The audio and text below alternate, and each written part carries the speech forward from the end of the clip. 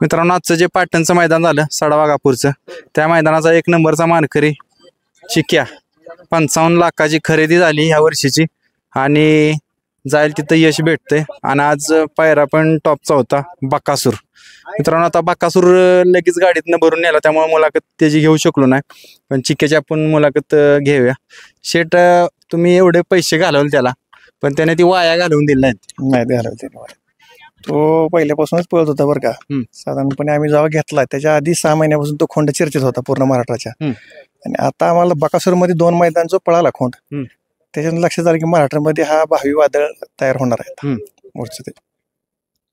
शेट, ज्यावेळेस आपण त्याला बघितलेला, त्याचा चेहरा पट्टी बघितली ना, तर एकदम दिसाय देखना खोंड आहे. काय देखून पण बघून घेतलेला का पळ बघून घेतलेला? देखून पण पाहिलं होतं आम्ही त्याचा, आणि तो पळ पण तसा होताच पहिल्यापासून. लहानपणीपासून त्याच्या ते स्पीडच आहे पळण्याचं. त्याचा जन्मच थोडासा ब्लड लाईन त्याची पळण्याची आहे पहिल्यापासून.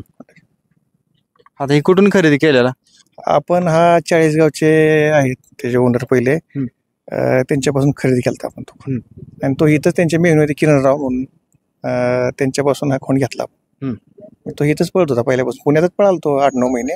आता आपण खरेदी करून 4-5 महिने 5 महिने झालेत पूर्ण खरेदी करून. शेट, काय बिझनेस आहे आपला?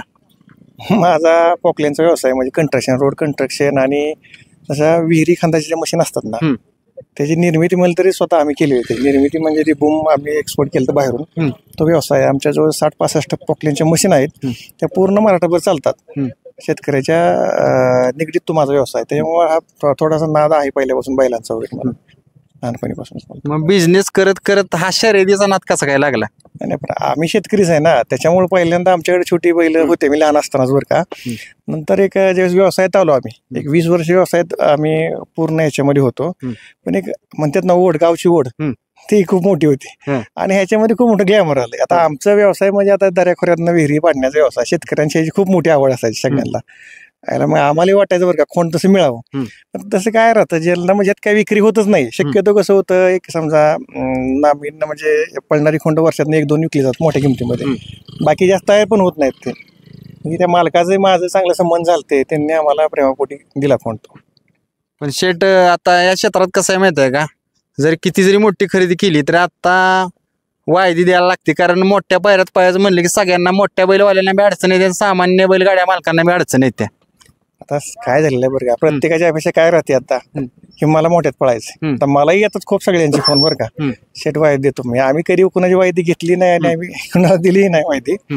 पण आता ती प्रत्येकाला ग्लॅमरमुळे नाव होणं गरजेचं आहे आता महाराष्ट्रामध्ये, त्याच्यामुळे माणूस पैशाकडे पाहतच नाही होतं. सर्वसामान्य जे म्हणतात बाबा, मी आता ग्रुपवर बघतोय सगळ्या बरं का, सर्वसामान्य मालकाला न्याय, पण सर्वसामान्य मालक स्वतःवरच मला वाटते वाईट देते तो, हे मात्र मानलं पाहिजे बरं का. म्हणजे आणि गरीब याच्यात कोणीच नाहीये बरं का. आता कसं बोलायचं असतं, सोपं नाहीये. मी सांगतो काय, माझा व्यवसाय आहे सांभाळणं, एका बैलाला सांभाळण्याचा खर्च हा 35,000 ते 40,000 रुपये येतोय, आणि एवढा खर्च सर्वसामान्य माणूस करूच शकत नाही. शेतकरी मग शेतकरीच करू शकतो तो, काय तो दिलदारच असल्यामुळे तो करतोय माहितीये का. तर वास्तविक पाहता जी बिझनेस वाले आहेत ना, मी एक ठीक आहे बाबा, थोडा व्यवसाय माझा मोठा असल्यामुळे मी तो खर्च करतोय, पण टेम्पररी जे व्यावसायिक लोक हे खर्च करू शकत नाहीत. कारण जेवढा आपण आपल्या पोटच्या मुलाला खर्च करत नाही तेवढा त्याला खर्च करायला लागतो. नाही काय होतं बरं का, ग्लॅमरमुळे काय झालंय बरं का, आता प्रत्येकाला गड जरी पास झाला ना, तर त्याला वाटतं एक नाव व्हावं आपलं, तालुक्यात व्हावं बाबा, जिल्ह्यात व्हावं, राज्यात व्हावं.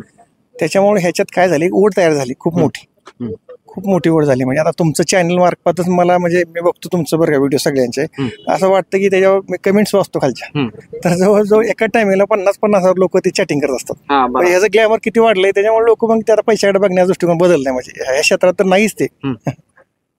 आता एक बैल पळून चालत नाही, मी काय बोलत असतो, ज्यावेळेस गाडी नरमादी होती त्यावेळेस असं यश भेटतं. आज बकासूर बद्दल काय सांगचाल? बकासूर म्हणजे तो देवच आहे. मी पाठीमागच्या बाईटला पण बोललो होतो, आणि खरंच आहे तो देव बरं का. काय होते बरं त्या बैलात, एक असा लोकांचा जो पब्लिकचा मॉप आहे बरं का, त्याची त्याला दुवा आहे मोठी खूप. आम्ही जाताना बघतोय बरं का, आज त्याच्या पाठीमागे 2-2 हजार पब्लिक असतं. मग लोकांचं एक मत काय राहतं, ती याची गाडी लागलीच पाहिजे. आणि थोडासा ह्या क्षेत्रातला थोडा वेगळा बैल आहे, कारण आता आपण शेतकरी आहे. आता ही जी बैल आहेत बाबा, ही जातीची बैल आली थोडक्यात. तो बैल जातीमध्ये मोडला जात आहे. तो एक प्रकार म्हणजे आपल्या जो महाराष्ट्रामध्ये जर्शीचा प्रकार असतो त्या टाईपमध्ये तो बैल आहे सगळ्यात महत्वाचा. आणि हे काय होतं बरं का, जर्शी प्रकारामध्ये हा इतका बैल पळत नाही कधीच. काय म्हणजे त्याच्यामुळे त्याचं एक ओढ सगळ्यांनाच आहे. ज्याला नाद नाही ना तो सुद्धा तो बैल म्हणजे बैल पाहण्यासाठी लोक येतात त्याला. असं आहे त्याचा म्हणजे बोलणं चुकीचं आहे त्याच्यात. बाबा काय बोलावं शब्द कमी आहेत बकासूरसाठी. मित्रांनो शेठ आहेत त्यांनी खरं सांगितलं. त्या बैलाला आज एवढं ग्लॅमर आहे की ज्याला त्याला बकासूर सोबत फोटो काढायचे. आज गुलाल भेटला शेठ, तुम्हाला असाच गुलाल भेटेल मी हीच शुभेच्छा करतो.